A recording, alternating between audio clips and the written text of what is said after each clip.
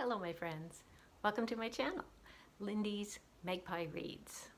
I'm Lindy, I read a lot, especially I love Canadian literature, so I'm really excited that tomorrow morning, September the 6th, the Scotiabank Giller Longlist is going to be announced. And I don't want to predict what's going to be on it, but I have a wish list. I wanted to limit my wish list to books that I had already read, but I could only come up with 9. And the long list is usually somewhere between 12 and 14 titles.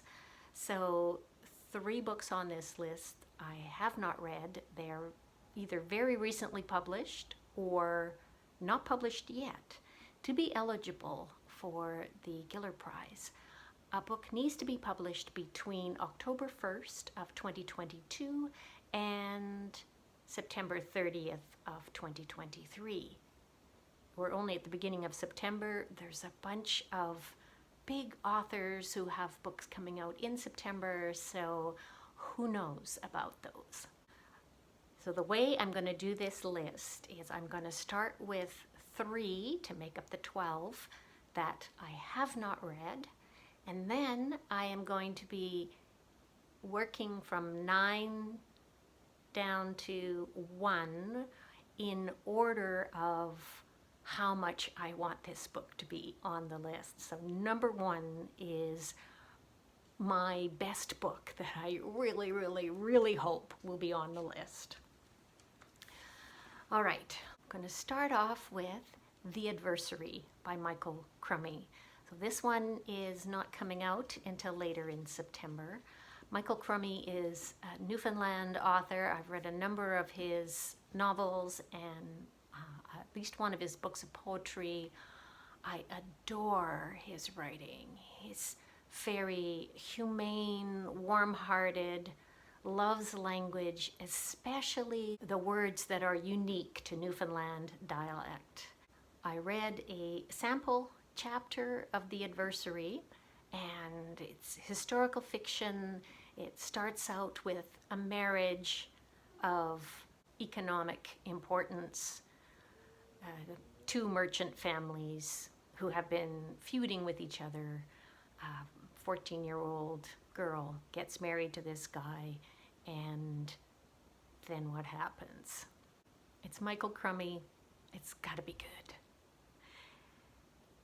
And next, this is a first novel for Jordan Abel. He's also a poet, and most recently he's written a really unique memoir, Nishka.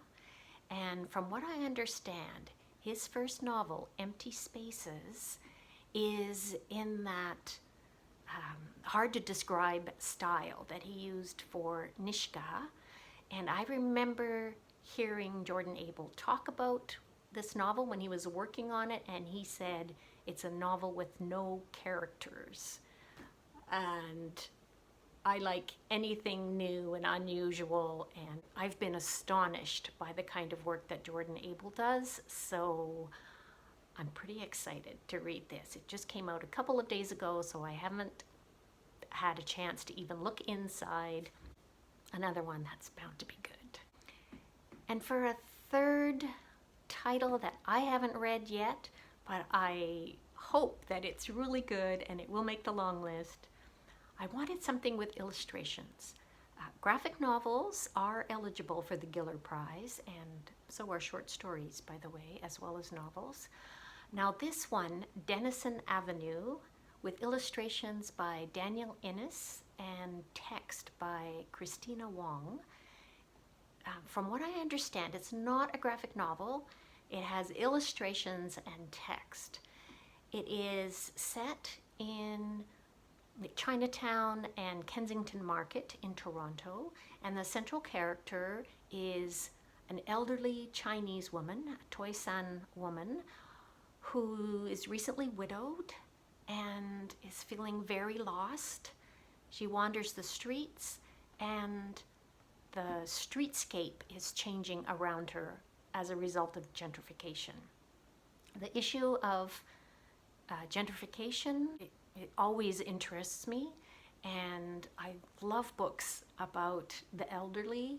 So yeah, this one is definitely high on my radar. It'll be great to see it on the Giller Longlist. Okay, so now on to the books I have read. So I think I read about 30 eligible books, and 9 of them are titles that I think are worthy of being on the long list. So they're on my wish list. Number 9 is All the Color in the World by C.S. Richardson. When I was looking through the list of all these books that I had read that are eligible, I was kind of surprised that this one jumped out at me, because when I read it, I think I gave it 4 stars, but it has haunted me. So it's risen in my estimation. All the Color in the World is the story of one man's life, starting in about 1920s in Ontario, and he is somebody who was always really influenced by art. He was an artist himself. He became an art professor. He was a soldier in World War II in Sicily. It greatly affected him, and his story greatly affected me too.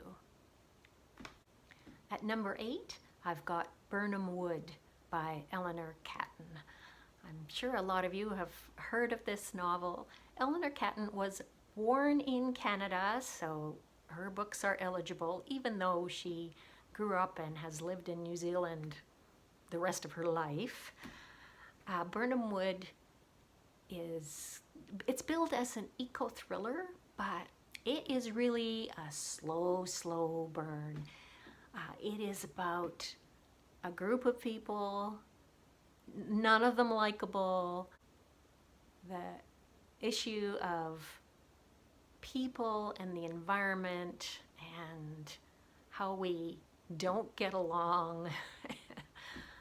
The dialogue is fantastic in here. It's a really fun read. At number 7, I've got Study for Obedience by Sarah Bernstein. Now this is a very strange novel. It's almost fable-like. We don't know what northern country it's set in. There's a lot of stuff that is unclear. It's mysterious. The relationships aren't clear. We find out more about them as they go on. I found it tantalizing, and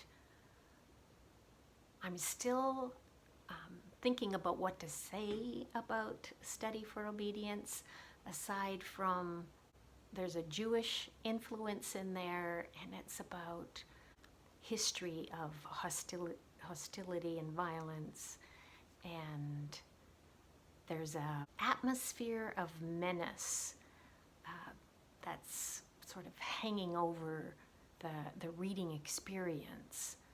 So yeah, very atmospheric and puzzling and intriguing. Yeah. At number 6, I've got Mercy Jean. This novel's subtitled The Man-Made Making of a Mad Woman, and it's by J.D. Derbyshire, who is non-binary, and Derbyshire is a playwright and a stand-up comedian. This is dark comedy in kind of multi-format, autofiction, poetry, lists even, I think. And it's really entertaining and also kind of heartbreaking, a personal story about being non-binary and having mental health issues. I really loved it. At number 5, I've got an Indigenous author, Michelle Porter, and her debut novel, A Grandmother Begins the Story. This is another book that has an unusual style. It is told from multiple points of view. There is actually no one central character. There's 5 generations of women in a Métis family. There are 3 generations of bison who we hear the viewpoint of.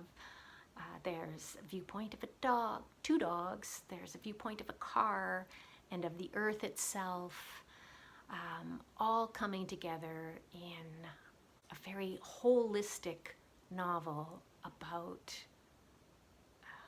our interrelationships and also dealing with trauma. The trauma of people, the trauma of animals and the earth, and it's very much about healing. And at number 4, In the Upper Country by Kai Thomas. Now this is historical fiction set in a Black community in southern Ontario that was formed by people who had escaped slavery in the United States.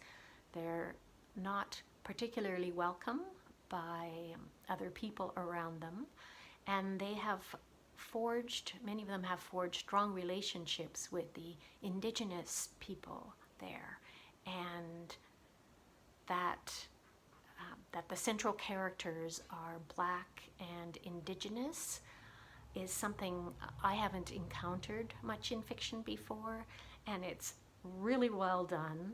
There's a mystery at the core of it. Yeah, really good.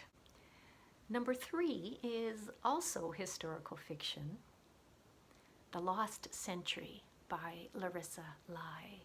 Now, this one is set in Hong Kong, and it covers about 100 years of history there.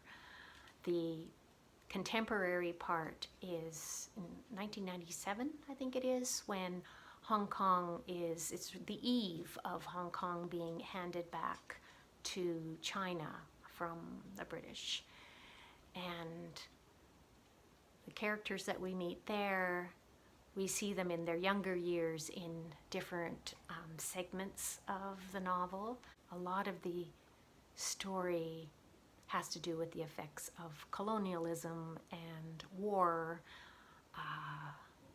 with really memorable characters and a vivid setting. Number 2 is a contemporary setting, although it's not named. It could be Toronto, it could be any big city. I'm talking about Your Driver is Waiting by Priya Guns.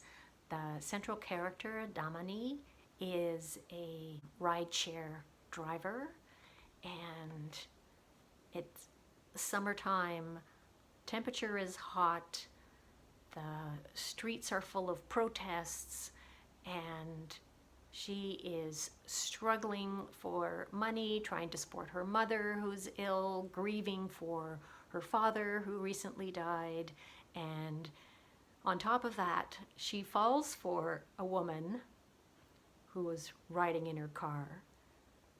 Damani is South Asian, this woman is white.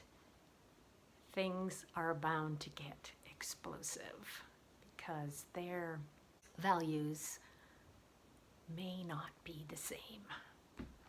This is sharp, witty, fiery, fantastic. Number 1, okay, best of all of these, this has got to be on the list. Please, it's got to be on the list. Fiend by Anne-Marie MacDonald.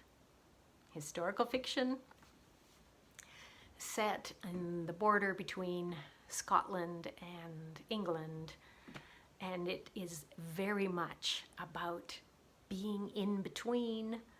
Our central character is an in-between kind of person, and it is a lush, richly detailed, dense historical novel that you can just sink into and get lost in this vivid world And one of the things that really affected me in this novel is the way that the earth is also taken into consideration. There's the concern about what's happening to this planet. And it's queer. Anne Marie MacDonald is a lesbian playwright, poet, multi-talented writer, and this book is just such a pleasure. So that's it. The 12 titles on my wish list.